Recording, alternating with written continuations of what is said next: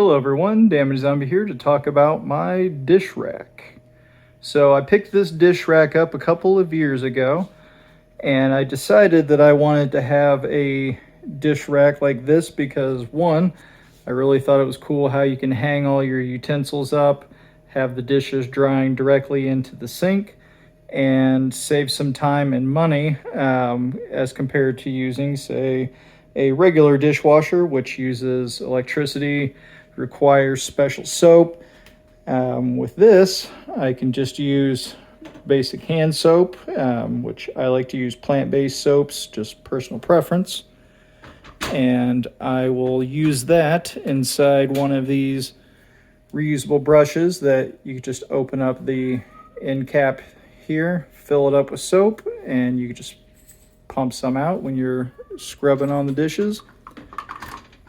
So probably one of my favorite features of using this dish rack is having this little knife rack caddy and this area where you just put your flatware in, and it can drain down into a little drying tray, which you can easily clean out, remove that out. I like having this handy cutting board holder here on the side, although you can use whatever you want to hold on to it. It's really nice having these little hooks here that you can easily reposition however you want. So it comes off just like that. Whoops. I say easy and then I struggle to put it back on. But anyway, the only challenge has been the space between the feet and the space between the back wall, having to get it just right so that I can, be able to actually turn on the water. But, it's not mounted to anything, so you can move it back and forth. I will say one challenge I've had is that because of my cabinets here, this cup rack, which should be hanging off of this bar right here, has to go down there. So that kind of makes these bottom hooks a little useless for actually holding cups. And I have to be careful when I take cups on and off now. But I don't use a lot of dishes, and another benefit to having this dish rack is I can easily wash my dishes and hang them up to dry at the same place that I'm using them.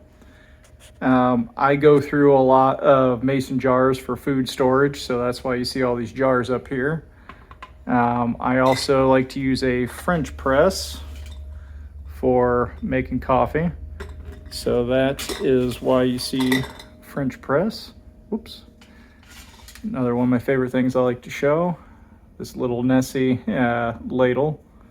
I have a utensil holder up here that holds like the bigger things like a whisk, potato masher.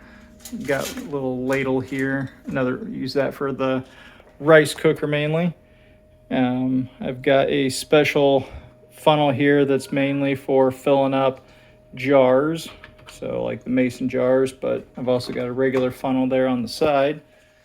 But yeah, you can rearrange this to however you want. You don't have to put the bowl and plate rack right here. You could have it over on the other side. You have a little bit of customizing. Oh, my cat's making lots of noises. You can probably hear him yelling in the background. Anyway, yeah, having the ability to customize where you want things to be hung definitely makes it easier to adapt to whatever size sink you have.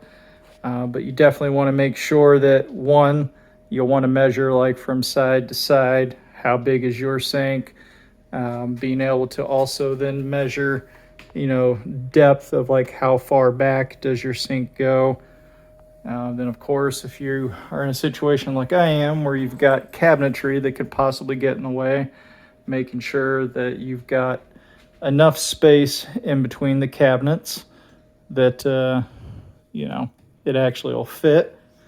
I've also found that I can use the rack itself just to hang, I reused a old spray bottle to use just generic Castile soap and water inside there to spray on things. yeah, so this has been the dish rack that has helped me save some time, some money, more money than time, because doing dishes by hand, you have to actually scrub everything and put it out to dry. But yeah, this has been used for over 2 years now. I have not had it topple over on me.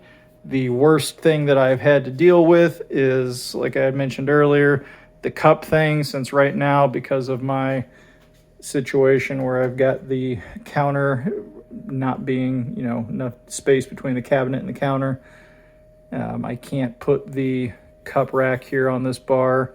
And so I'm only able to use it like this, but 2 cups is enough. Another thing I like to point out that has saved me some effort, I like to use a reusable straw.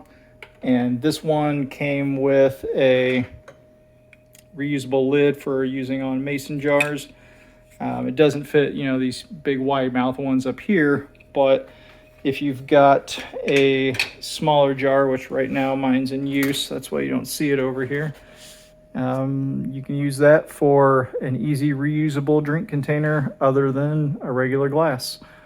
So I highly recommend considering getting yourself a dish rack, especially if you think it would help save you some money. For me, it saves me time.